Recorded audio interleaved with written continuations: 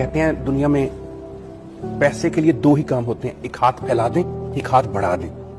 गरीब हाथ फैला देता है, अमीर हाथ बढ़ा देता है। मैंने ऐसे ऐसे लोगों के घरों में खाना खाया है कि जिसमें अगर नमक या मिर्च या मसाला कम है, पूछा कम है, कहा जितना था डाल दिया।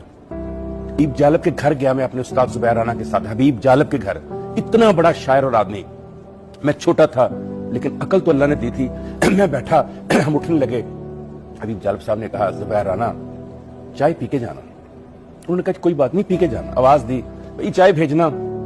फिर बैठे बातें करते, फिर उठने लगे, नहीं चाय पी के जाना। फिर आवाज दी, चाय भेजना। फिर आवाज दी, चाय भेजना। फिर आवाज दी।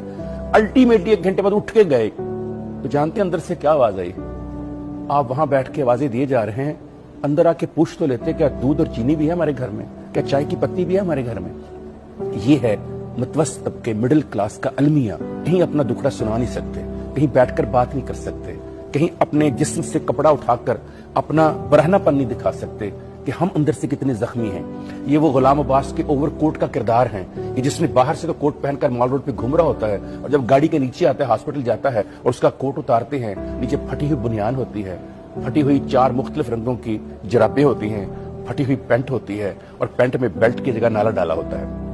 तब पता चलता है कि जो बाहर ओवरकोट में आपको नजर आ रहा है, दरअसल उसके अंदर फटा कटा टूटा बिखरा इंतशार वाला एक ऐसा बाप है जो अपने बच्चों को रिस्क देने के लिए, तालीम देने के लिए, अपनी बीवी को एक छत देने के लिए, माँ बाप को सेहत देने के लिए सारा दिन सूली पे लटका रहता है।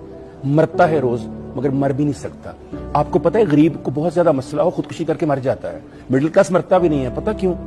कब्र बहुत महंगी है। इस लाहौर में 25,000 से लेकर 25 लाख तक की कब्र है। मरना आसान है कोई? मैंने एक बंदे से जुमले सुने अपने दफ्तर में, मुझे लगा अभी जमीन फटेगी तो मुझे कुछ हो जाएगा। उसने कहा साहब कई दफा मरने का दिल किया, इस डर से नहीं मर रहा, मेरी पूरी तनख्वाह मेरे घर वाले मेरे मरने पे लगा देंगे, फिर महीना कैसे गुजारेंगे? 40-50 हजार का खर्चा है मरना। आप कहते हैं खाने में बोटी नहीं मिली। जिनके घर में गया अफसोस करने, जनाजा उठाने, 40वें पे और कुल पे, उन्होंने गोश्त नहीं दिया, उन्होंने बोटी नहीं दी, उन्होंने बिरयानी नहीं दी, वो मर गया सैलरी कमाते हुए, और पीछे जो छोड़कर गया इन्होंने खाना भी नहीं दिया। और आप तो लोग लेग पीस के ऊपर लड़के आ जाते हैं मरे के घर के ऊपर। वो मरे तो कैसे मरे बेचारा? उससे पता है 50,000 मेरी तनख्वाह है, 50,000 मुझ पे लग गया तो मेरी बीवी और मेरे यतीम बच्चे अगला महीना कैसे गुजारेंगे? तो मरता ही नहीं है।